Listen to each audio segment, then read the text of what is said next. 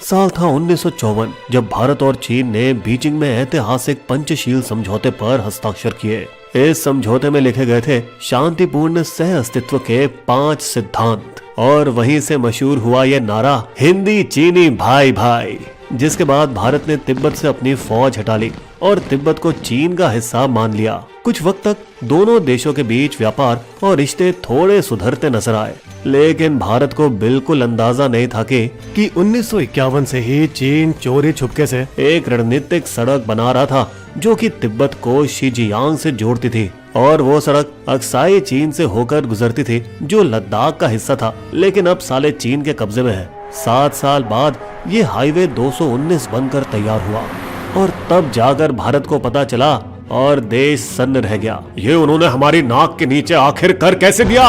और फिर दोस्तों, भाई भाई के बीच की दोस्ती की दीवार में पड़ गई दरार और अब आग में घी डालने वाला हादसा हुआ मार्च 1959 में, जब चीन ने तिब्बती विद्रोह को बेरहमी से कुचल दिया। तब तिब्बत के दलाई लामा और उनके हजारों समर्थक भारत के धर्मशाला में शरण लेने आ गए और इससे चीन आग बबूला हो गया। उसे लगा कि भारत उसकी आंतरिक राजनीति में दखल दे रहा है, जिसके बाद उसकी ताकतवर सेना ने सीमा पर विवादित इलाकों में आक्रामक पेट्रोलिंग करना शुरू कर दी।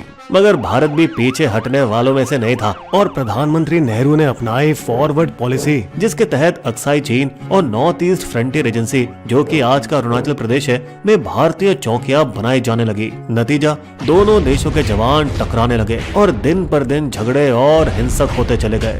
अब दोनों भाई आखिरी बार बातचीत से मसला सुलझाने बैठे। देखिए, आप नेफा में मैकमोहन लाइन को मान लो और अक्साई चीन से अपनी सेना हटा लो। नहीं, पहले तुम अपनी सारी चौकियां हटाओ और 1960 से पहले वाली जगह पर लौटो। कोई भी झुकने को तैयार नहीं था। गतिरोध जारी रहा और झड़पें बढ़ गई, लेकिन पर्दे के पीछे चीन का सैन्य प्रमुख माओ जेडोंग पहले ही तय कर चुका था। तैयार हो जाओ भाइयों, 20 अक्टूबर 1962 को अक्साई चीन पर हमला करना है, अब तो जंग होगी। और दोस्तों, ठीक वैसा ही हुआ जैसे उस गुप्त हाईवे के वक्त हुआ था। दिल्ली के सरकारी गलियारे में बैठे राजनेता, अफसर और रक्षा मुख्य सब मस्त बेफिक्री में बैठे थे। अरे भाई, इतनी ठंड में चीन हमसे लड़ाई थोड़ी ना करेगा, ज्यादा से ज्यादा सीमा पर थोड़ी बहुत झड़पें होंगी। 20 अक्टूबर 1962 की सुबह ठीक 6 बजे चीन की 80,000 सैनिकों की विशाल सेना ने 2 मोर्चों पर एक साथ हमला बोल दिया। पश्चिम में लद्दाख और पूरब में नेफा, आज का अरुणाचल प्रदेश, मैकमोहन लाइन के पार। हम पर हमला हो रहा है। अगले 1 महीने तक भारत, जिसके पास सिर्फ 10 से 20,000 सैनिक थे, दोनों मोर्चों पर इलाका दर इलाका खोता गया और हजारों सैनिकों की शहादत हुई। पूरब में चीनियों ने मैकमोहन लाइन पार कर ली थी और करीब 100 मील अंदर तक घुसपैठ कर चुका था और बस कब्जा हो चुका था। तवांग 25 अक्टूबर, सेला पास और बोमडिला 19 नवंबर के बीच तक चीन के भयानक हमलों के बाद ज्यादातर भारतीय चौकियां या तो टूट चुकी थी या खाली कर दी गई थी। अब भारतीय सेनाओं को पीछे हटकर मजबूत ठिकानों पर रीग्रुप होना पड़ा। बता दे, कई सैनिकों को बंदी बना लिया गया था। फिर 18 नवंबर तक चीन का खतरा लेह पर मंडराने लगा। इसी बीच चार्ली कंपनी 13 कुमाऊं रेजिमेंट की एक यूनिट सितंबर 1962 में बारामूला जम्मू कश्मीर में तैनात थी, लेफ्टिनेंट कर्नल HS ढिंगरा के नेतृत्व में। जब चार्ली कंपनी के जवान शांतिपूर्ण ड्यूटी और ट्रेनिंग कर रहे थे, तभी अचानक एक आदेश आया। चीन हमला कर चुका है। आई एम रिपीटिंग, चीन हमला कर चुका है। सभी सामान पैक करो और तुरंत लेह के लिए रवाना हो जाओ। ये खबर किसी झटके से कम नहीं थी, क्योंकि मेजर शैतान सिंह भाटी, कंपनी के 37 साल के कमांडिंग अफसर, एक फौजी लेफ्टिनेंट कर्नल हेम बहादुर के बेटे और जो कि राजस्थान की राजपूत वीरता की परंपरा में पले बड़े थे। बता दें, उनके अलावा कोई भी पहले लद्दाख नहीं गया था। सिर्फ उन्हीं के पास अनुभव था लद्दाख जैसे बर्फीले इलाके में लड़ने का, जैसे कि 1948 वाली भारत पाकिस्तान जंग के दौरान। बाकी के 114 जवान आए थे हरियाणा और गुरुग्राम के अहिरवाल इलाके से, एक ऐसा क्षेत्र जहां बेटों को देश के लिए लड़ने भेजने की परंपरा है, जो चली आ रही है 1857 की क्रांति से, जहां अहिर राजा राव तुला राम ने अंग्रेजों के खिलाफ बड़ी बहादुरी से मोर्चा संभाला था। बता दे इसी अहिरवाल के सिपाही पहले ब्रिटिश इंडियन आर्मी में भी दोनों विश्व युद्धों में लड़ चुके थे। लेकिन दोस्तों आज बात अलग थी। चार्ली कंपनी के ज्यादातर सैनिक किसान या पशुपालक परिवार से थे और उनमें से किसी ने भी ठंडी ऊंचाई वाली जंग पहले कभी नहीं लड़ी थी। बता दें कश्मीर से लेह तक का सफर लंबा और बर्फीला था और 2 अक्टूबर को जब बटालियन लेह पहुंची तब चारों तरफ ठंडी हवाएं साए साए कर रही थी और अधूरे सर्दियों के कपड़ों में पहुंचे जवान -डिग्री के तापमान में कपकपा रहे थे। फिर कुछ हफ्तों बाद सूचना आई, भाइयों, चीन ने पूरी तरह से जंग छेड़ दी है, कई पोस्ट पर कब्जा कर लिया है और अब वो लेह की तरफ आ रहे हैं। इससे सैनिकों में हल्की घबराहट दौड़ गई। भाई कितने आ रहे हैं उधर से? लगभग 5000। अरे हम तो सिर्फ 120 है। फिर जब उन्हें पुरानी 303 राइफलें और जमी हुई रेडियो बैटरियां दी गई तब तो चिंता और बढ़ गई। हम इन पुरानी बंदूकों से चीनियों की बड़ी SLR राइफलों का कैसे मुकाबला करेंगे? इतनी ऊंचाइयों पर जंग के लिए जहां 6 से 8 हफ्तों की ट्रेनिंग चाहिए थी, उन्हें मिली बस 24 दिन की जल्दबाजी वाली ट्रेनिंग। रातों की ठिठुरती ठंड में जवानों को अपने हरियाणा के गर्म खेत याद आने लगे और वे घर वालों को चिट्ठी लिखने लगे, माँ यहाँ बहुत ठंड है पर तुम्हारे गोंद के लड्डू मुझे गर्म रख रहे हैं। भाई मेरी चिंता मत करना, फसलों का ध्यान रखना और रोज मेरे लिए प्रार्थना करना कि मैं जल्द वापस आ पाऊं। 26 अक्टूबर को चार्ली कंपनी को भेजा गया रेजांग ला, एक सूना बर्फ से ढका पहाड़ी दर्रा। उनका काम था 16,404 फुट ऊंचाई पर बने चुशुल एयर स्ट्रिप की रक्षा करना, जो कि लद्दाख के लिए भारत का प्रवेश द्वार था। पुरानी बंदूकें और -30 डिग्री तापमान में अधूरी सर्दियों के कपड़ों के अलावा चार्ली कंपनी को तोपखाने, आर्टिलरी और बारूदी सुरंगों, माइंस का भी सपोर्ट नहीं मिला। मतलब दोस्तों समझिए, जंग शुरू होने से पहले ही हारी हुई सी लग रही थी। लेकिन इन मुश्किल हालातों में भी मेजर शैतान सिंह ने अपने जवानों के दिलों में ज्वाला जगा दी। भाइयों, हम 1857 की क्रांति के महान योद्धा राव तुलाराम के वंशज हैं और हरियाणा के रेवाड़ी में रहने वाले अहिर के बेटे हैं। मैं तुम सबके साथ हूँ और मैं भी यादव हूँ। नाम भले ही भाटी है, हमारी नसों में कायरता नहीं, शौर्य बहता है। जेमादार सूरजाराम, जेमादार हरिराम, जेमादार रामचंद्र, नायक राजकुमार यादव और नायक हुकुमचंद सभी अपनी लीडर की ठंडी हवा में जोश भरी बातें सुन रहे थे। दोस्तों बता दें, जेमादार और नायक ये ब्रिटिश इंडियन आर्मी के पदनाम थे सेकंड लेफ्टिनेंट और लेफ्टिनेंट के लिए, जो आजादी के बाद भी कुछ साल तक चले, मगर अब बदलाव का वक्त आ चुका था। खैर, यहाँ सैनिक रामचंद्र ने डर के पूछा, मेजर, अगर चीनियों ने बड़ी संख्या में हमला कर दिया तो फिर हम आखिरी आदमी और आखिरी गोली तक लड़ेंगे। यही है हमारा कुमाऊनी तरीका। उनके इन शब्दों ने पूरी पलटन में जुनून की आग भड़का दी और सभी एक साथ गरजे, दादा किशन की जय। दोस्तों ये नारा था भगवान श्री कृष्ण के लिए, अहिर यादव समाज के आदि पुरुष और संरक्षक देवता। दोस्तों वो सिर्फ 120 थे, लेकिन अब पूरी तरह से ठान चुके थे। उन्होंने छिपने के लिए बर्फीली जमीन पर बेतहाशा खुदाई की। दोस्तों कंपनी को लगभग 2 किलोमीटर चौड़ी फ्रंटेज पर तैनात किया गया था, जो कि 3 पलटन में बटी हुई थी। पलटन नंबर 7 सूरजाराम की कमान पर उत्तर फ्लैंक पे, पलटन नंबर 8 हरिराम के नेतृत्व में दर्रे के इलाके पर, पलटन नंबर 9 रामचंद्र के हाथों में सेंट्रल पोजीशन पर और मोटर सेक्शन राम कुमार यादव के साथ रिवर्स स्लोप पर सभी दुश्मनों का सामना करने के लिए तैयार थे। 18 नवंबर 1962 द डे, सुबह 4 बजे अंधेरे की आड़ में दुश्मन की एक विशाल टुकड़ी नालों के रास्ते आगे बढ़ने लगी। प्लाटून नंबर 8 के हुकुमचंद रात की गश्त पर थे जब उन्होंने सैकड़ों सायों को धीरे धीरे आगे सरकते देखा। हे भगवान, ये तो हर तरफ है। वो तेजी से अपनी पोस्ट की तरफ भागे। उनका दिल जोरों से धड़क रहा था। फिर कंपनी के फ्रंटेज पर पहुंचकर हुकुमचंद चिल्लाए, हजारों हैं। उन्होंने तुरंत अपनी पिस्टल लोड की और आकाश में लाल फ्लेयर फेंका, जिसके फटते ही एक भयानक नजारा रोशन हुआ। सर्दियों के अच्छे खासे गियर में सैकड़ों चीनी सिपाही रेंगते हुए और झुके हुए हमारी पोस्ट की ओर बढ़ रहे थे। मेजर शैतान सिंह मेगाफोन पर चिल्लाए, पोजीशन लो, फायर, दादा किशन की जय, कालिका माता की जय। और फिर अचानक बंदूकों से निकलती गोलियों की चमक ऐसे दिखने लगी जैसे मौत के जुगनू उड़ रहे हो।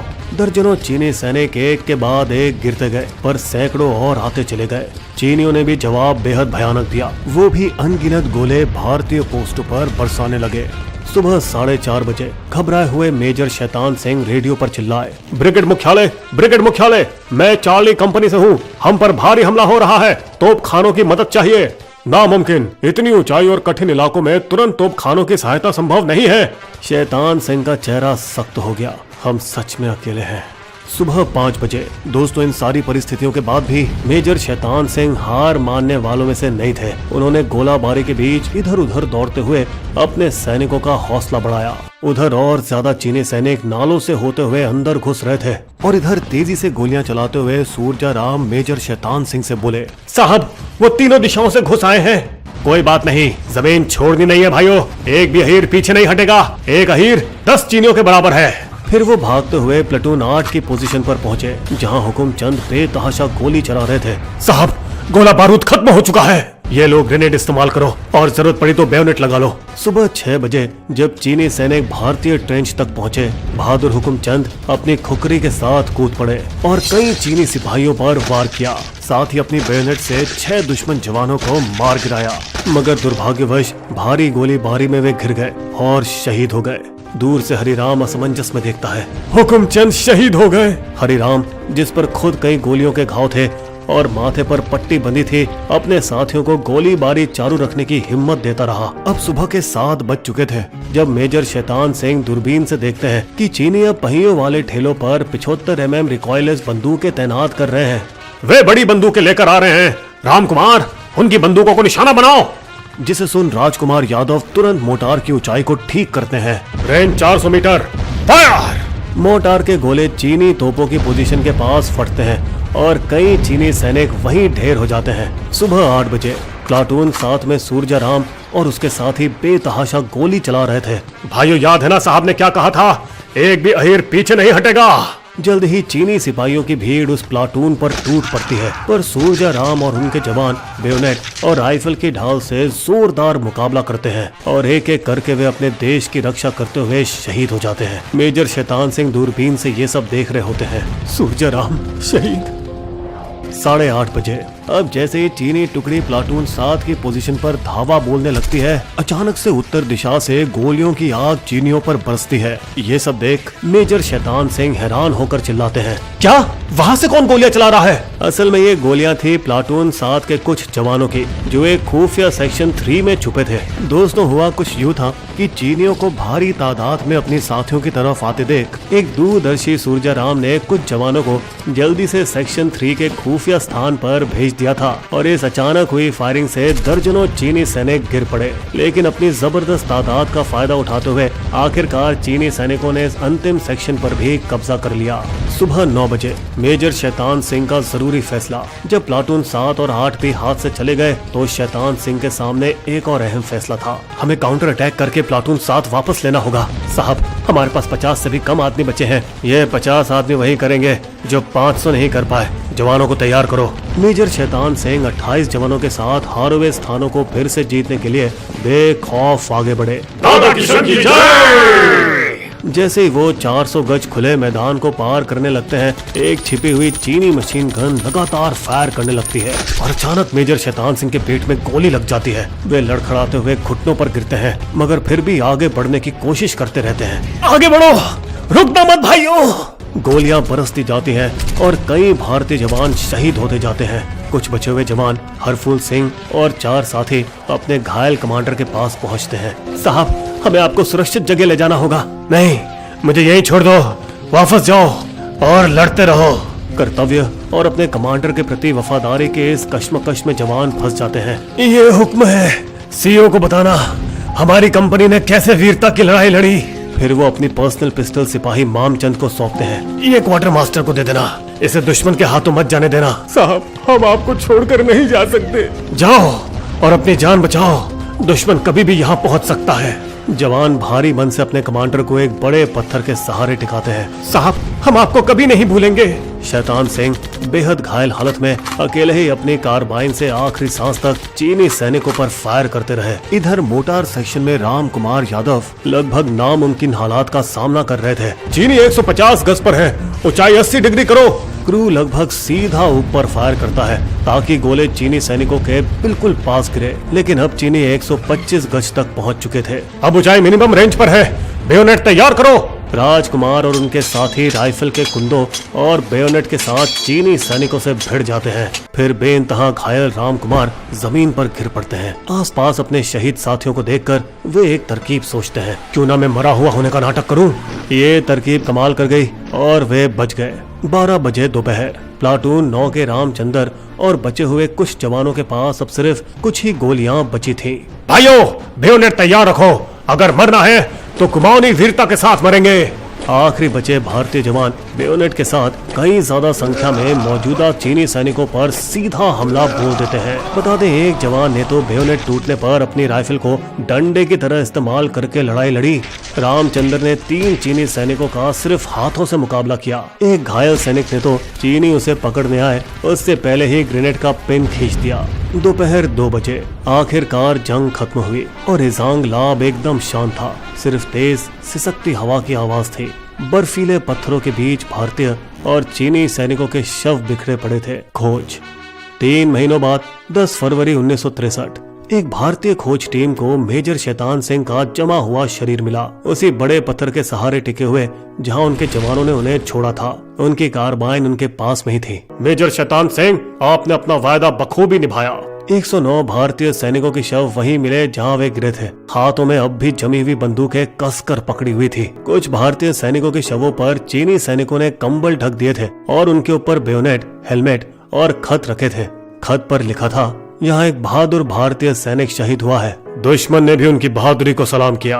बता दें, 120 में से सिर्फ 6 अहीर ही चार्ली कंपनी से जीवित लौटे। रामचंद्र यादव, हवलदार निहाल सिंह और 4 अन्य बहादुर सैनिक। इन 120 वीरों ने लगभग 1300 से 1400 चीनी सैनिकों को मार गिराया और चुशुल की तरफ बढ़ते रहे दुश्मनों को पूरी तरह रोक दिया। इसी के बाद चीन को मजबूर होकर 21 नवंबर 1962 को एक तरफा युद्ध विराम घोषित करना पड़ा। मेजर शैतान सिंह भाटी को शहीद होने के बाद परम वीर चक्र, देश का सबसे बड़ा युद्धकालीन सम्मान दिया गया और इन 8 वीरों को शहीद होने के बाद वीर चक्र मिला। नायक रामकुमार, जिम्मेदार सूरजाराम, नायक गुलाब सिंह, नायक हुकुमचंद यादव, नायक सूबेदार हरिराम, सिपाही धर्मपाल सिंह धैया, लांस नायक सिंह राम, नायक सूबेदार रामचंद्र। इसके साथ ही 4 जीवित सैनिकों को सेना मेडल से नवाजा गया। हवलदार निहाल सिंह, कंपनी हवलदार मेजर हरफूल सिंह, हवलदार जय नारायण, हवलदार फूल सिंह।